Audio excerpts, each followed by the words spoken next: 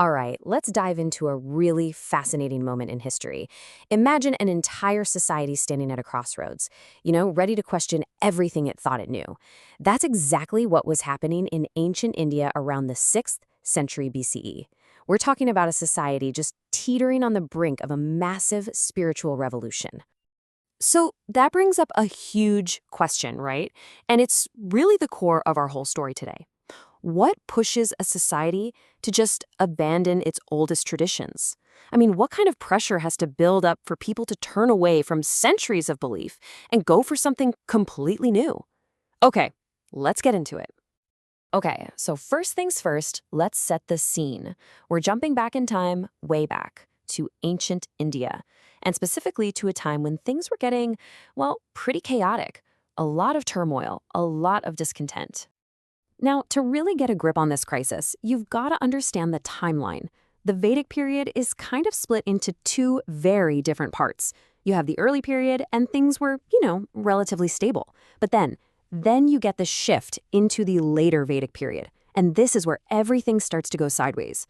It's in this era, from about 1000 to 600 BCE, that all the problems really start piling up, leading straight to that huge spiritual upheaval we're talking about.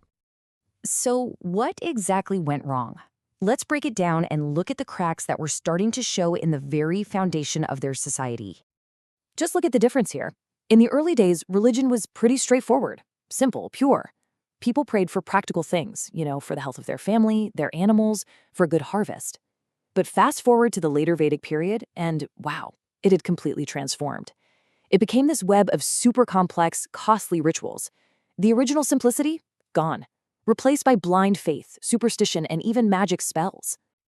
And this is a huge point. Religion basically became inaccessible. The priestly class, the Brahmins, they kind of turned it into a business. If you wanted the rituals done right, you had to pay up. We're talking gold, cows, expensive clothes. For your average person, worship just became way too expensive. It was literally priced out of their reach.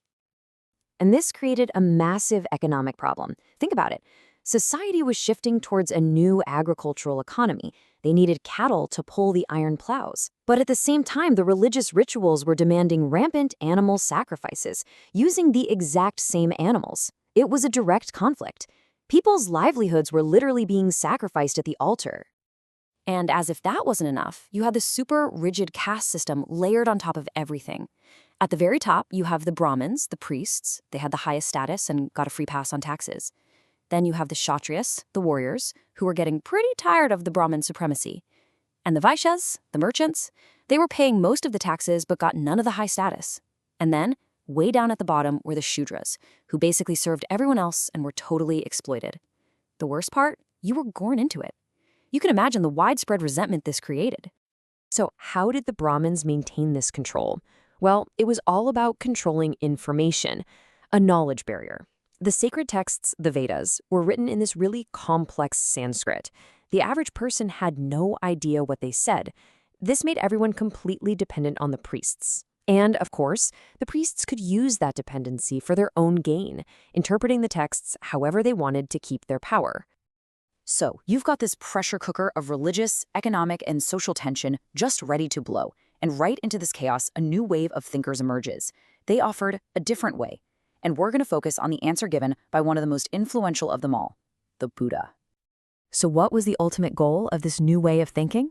It was something called nirvana. The word literally means to blow out, like blowing out a candle. And it was seen as the only way to escape samsara, this endless, exhausting cycle of birth, death, and rebirth. To get there, you had to extinguish those internal flames, of greed, hatred, and desire. And here's what was so revolutionary about it. The Buddha taught that you didn't have to go to extremes to find this escape.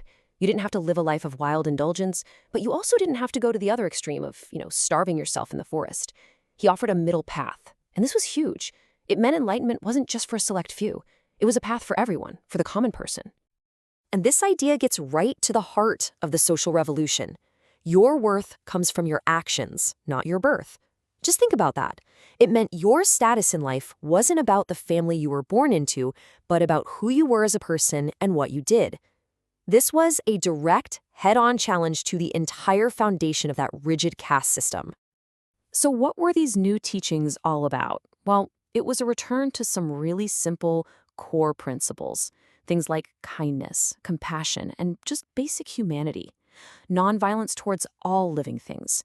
And a huge one, equality and reason. It was all about ending greed and fear. And get this, it was open to men and women alike. That was a game changer. For the first time, women had equal spiritual access in a major religious order. Okay, so we've got the problems and we've got a potential solution. But why did this one stick? Why didn't these new ideas just fade away? Let's figure out how this new way of thinking really took hold and capture the imagination of a whole nation. And this is the secret to why it spread like wildfire. Buddhism didn't just appeal to one small group of people. No, it spoke to everyone who was fed up. It built this huge coalition of the dissatisfied. You had merchants who hated the high costs, warriors who opposed the Brahmins' power, servants who were offered equality for the first time, women who finally gained spiritual access, and farmers who wanted to protect their animals. It had something for everybody. Another massive reason it took off? It was simple. The language was accessible. Forget that complex academic Sanskrit of the Vedas that nobody could understand. The Buddha taught in the language of the common people. His ideas were direct, they were clear. You didn't need a priest to translate it for you. It basically democratized spiritual knowledge. So when you boil it all down, the people of ancient India had a really clear choice to make. On one hand, you have the old way.